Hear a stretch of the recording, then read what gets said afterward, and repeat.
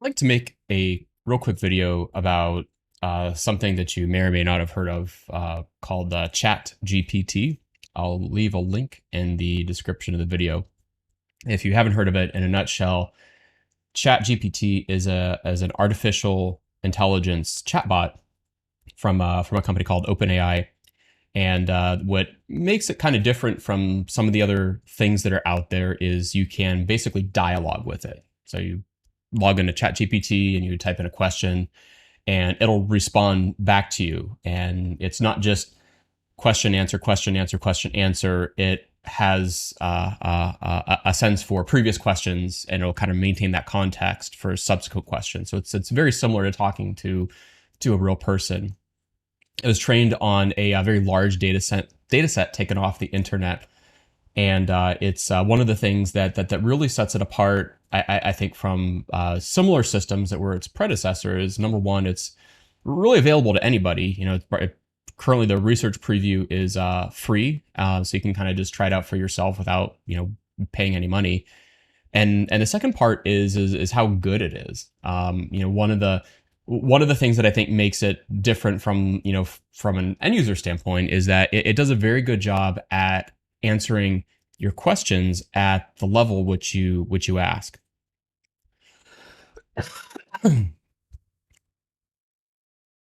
And when it answers, if you don't use any technical jargon, it'll use a kind of a colloquial explanation at where it thinks that you'll understand its response.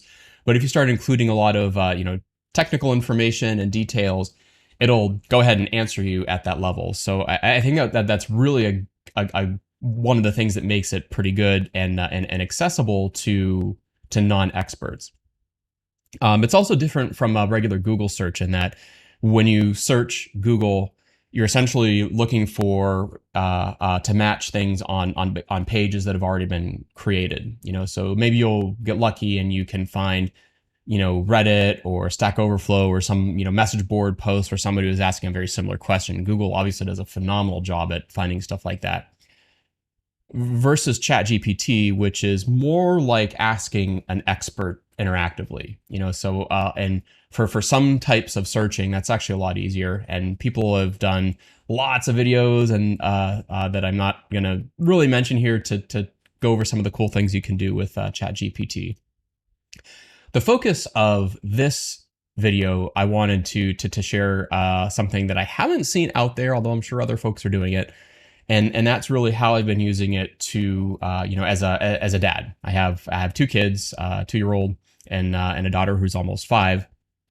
One of the valuable things is that I can prompt ChatGPT to write a story about whatever my daughter is interested in. So mermaids or princesses or exploring space, whatever the thought of the moment is.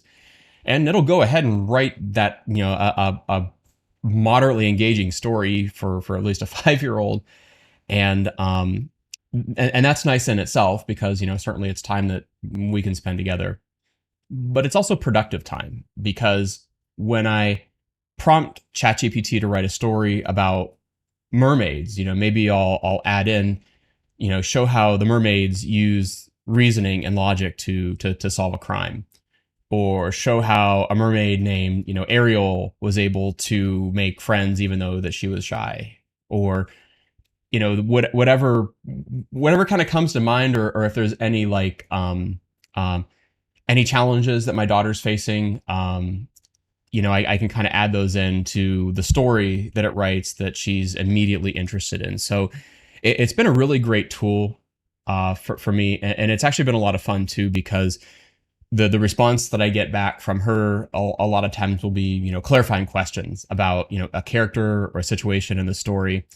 And that's just awesome because that shows that, there was some interest gained, and, it took me a little bit of experimentation to kind of dial into the things that she wants to hear about and to get consistent results out of ChatGPT. But now we pretty regularly use it for generating stories. So that was one. The other thing that I've been dipping my toe in regarding generating content for my kids is I'm always looking for opportunities to teach them about, reasoning or epistemology, and really just how to think about things and how to think critically and how to address a problem, or how to, discover more when information might be, uncertain or incomplete. So I'm always looking for opportunities for that. And one of the roads that has that's led me down is discussing logical fallacies.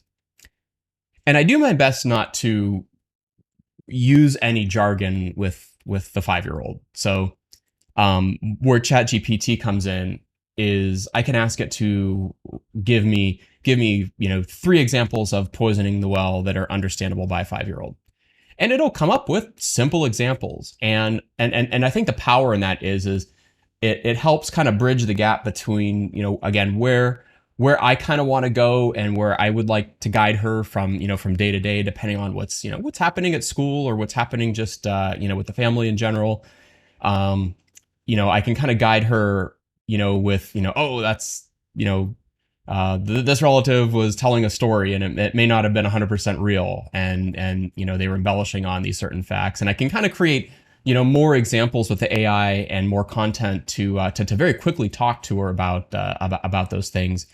I don't want to portray this as like a silver bullet to teach a 5-year old epistemology and logical fallacies. That is not what's happening.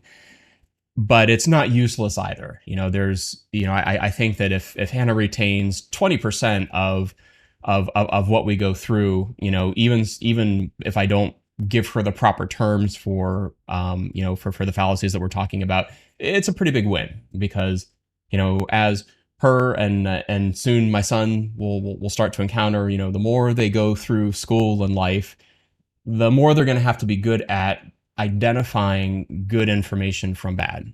And that's a skill that everybody should have. And I've had, at least for me personally, I felt that it's been very successful to come up with good examples for kids for relevant but difficult concepts. So anyway, I'll leave with that. I'd really like to hear from anybody, if you watch this, if you've done anything else with ChatGPT or a similar AI to create content for your kids, and how that's worked out, or even what hasn't worked. I think that's valuable as well as kind of these systems evolve.